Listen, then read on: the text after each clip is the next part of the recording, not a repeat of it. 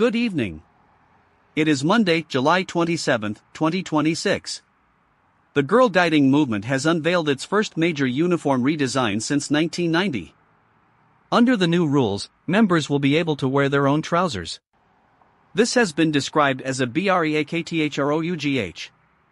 It took 36 years to achieve the administrative flexibility required for a child to choose their own legwear. Meanwhile, 72 people have been confirmed dead in the sinking of a coastal ferry in Guyana. The government has estimated that 100 may have died. The official statement praised the multinational salvage effort. The salvage effort is currently focused on the ship.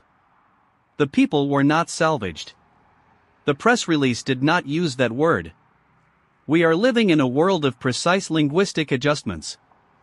We adjust the uniforms. We adjust the death tolls. We adjust our expectations of what a breakthrough actually looks like. Welcome to the program.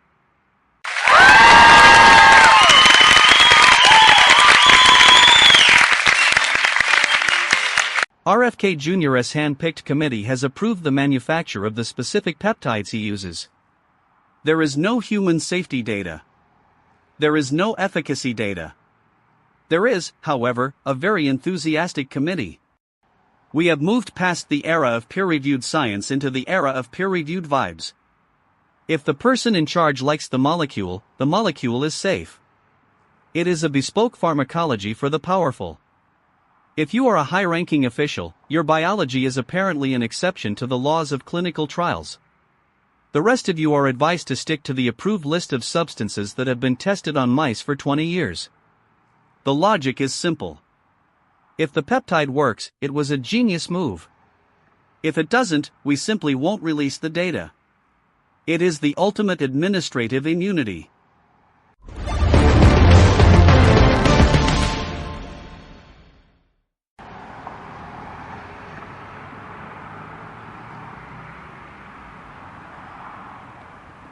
Alistair, I am standing near the recovery zone in Guyana.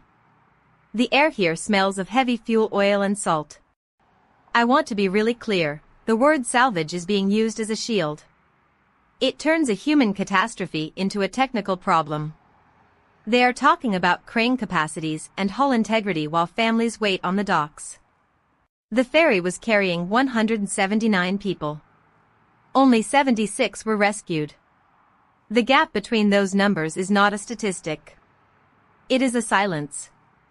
What people aren't saying is that this ship was an aging state-run vessel that should have been retired a decade ago.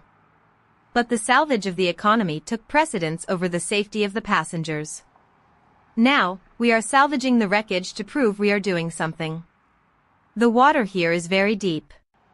The accountability is even deeper. Look, the incentives in Guyana are the same as any aging infrastructure play. You run the asset until the cost of maintenance exceeds the political risk of failure. It's a classic Series B pivot, but with more drowning.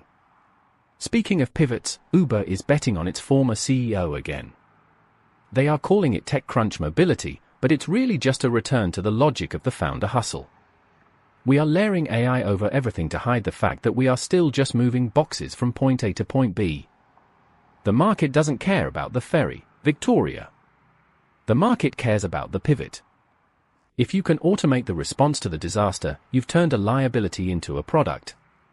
That tracks. It's cold, but it's the only way the numbers work. Efficiency is never free.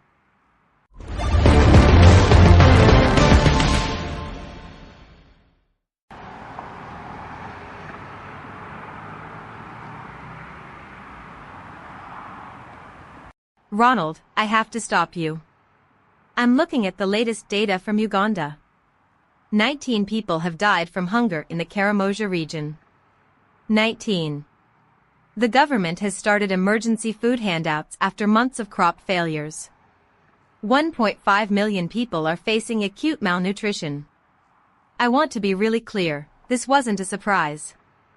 The rains didn't come. The crops didn't grow. The handouts are arriving now, but for 19 people, the handouts are just a logistical footnote to their funeral. What they aren't saying is that the food exists. It's just sitting in warehouses waiting for the correct budget code to be activated. We have the calories. We have the transport. What we don't have is a market incentive to keep people alive before they become a headline. It is a man-made silence. Victoria, I hear your passion about the Karamoja region, but the incentives here are purely structural.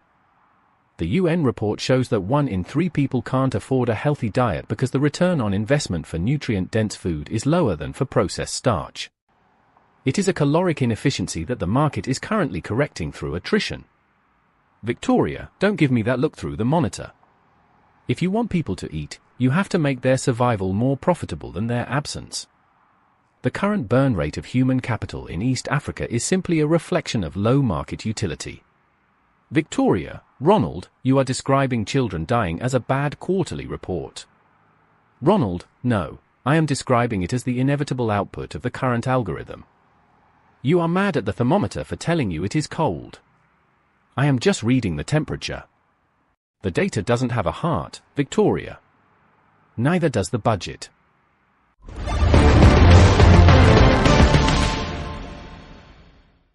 Extreme heat. Eastern Uganda. Humidity at 7%. Probability of crop success, 0. Low pressure system. Guyana coast. Water temperature 28 degrees. Probability of recovery, low. High pressure system. Brussels. Satellite imagery restricted. Probability of transparency, 0. Particulate matter rising. Global average. Probability of lung inflammation, high. Soil moisture depleted. Karamoja region. Probability of survival, decreasing. Solar radiation at peak levels. Northern hemisphere. Probability of skin damage, extreme. Atmospheric carbon at 428 parts per million. Probability of reversal, negligible. Automated systems functioning within normal parameters. Server room temperature 20 degrees. Probability of machine failure, 0. Please remain indoors.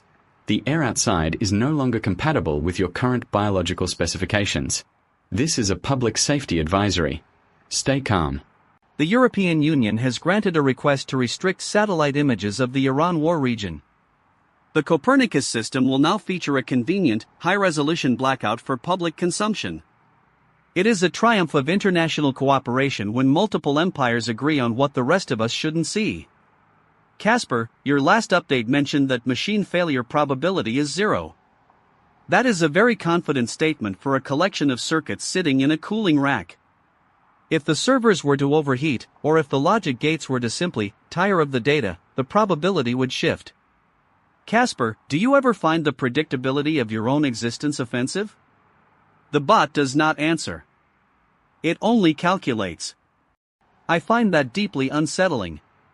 The US government is also busy quashing subpoenas for journalist records, because apparently, the only thing more dangerous than a war is someone describing it accurately.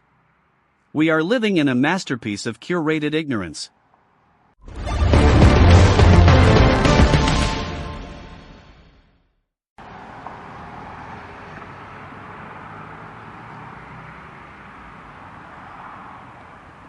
Alistair, speaking of curated ignorance, let's talk about the Venezuelan men suing U.S. aviation firms. They were flown to a notorious Salvadorian terrorism prison as part of a deportation crackdown. The aviation companies, CSI Aviation and Global X, are being accused of violating civil rights and false imprisonment. I'm standing outside a courthouse where the details are being read. The official line was that these men were being repatriated. The reality is they were delivered to a jail cell in a country they aren't even from. I want to be really clear, the companies were paid by the flight. They didn't ask where the runway ended. They just checked the manifests. It is the ultimate extraction economy. You extract the person from the country, and you extract the profit from the person. The destination is irrelevant as long as the invoice is cleared. The aviation firms are just service providers, Victoria. They aren't the moral police. If the government books a flight, you fly the flight. That's the business model. But if you want to see where the real money is, look at the physical AI frontier. We are moving past YouTube videos for training data. Now, we are using brainwave readings to train robots. We are literally mapping the electricity of human thought to teach a machine how to pick up a box. It's called dense annotation. We are turning our internal mental state into a data set for the next generation of automation. It's a brilliant play. We don't need to understand the human mind anymore. We just need to record it until the machine can replicate the output. The mind is just another resource to be mined.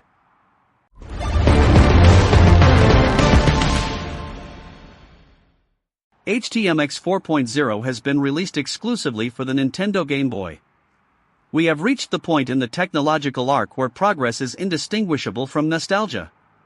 Developers are now spending thousands of hours ensuring that modern web frameworks can run on hardware designed to play Tetris in the back of a station wagon. It is a beautiful, pointless endeavor. Meanwhile, we say goodbye to Bill Oddie, the naturalist and comedian who has left us at 85. He leaves behind a legacy of birdwatching and gentle subversion. It is fitting that in the same news cycle we lose a man who loved the natural world. We celebrate a library that allows us to browse the digital one on a green-tinted screen with 4 AA batteries. The birds are still there, I assume. But the resolution on the Game Boy is probably too low to see them. Good night, Bill.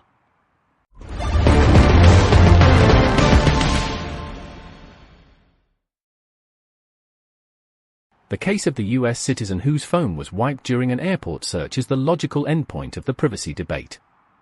He was carrying a Graphene OS device, a phone designed specifically for security. The border agents requested access. The phone, sensing an unauthorized intrusion, performed a factory reset.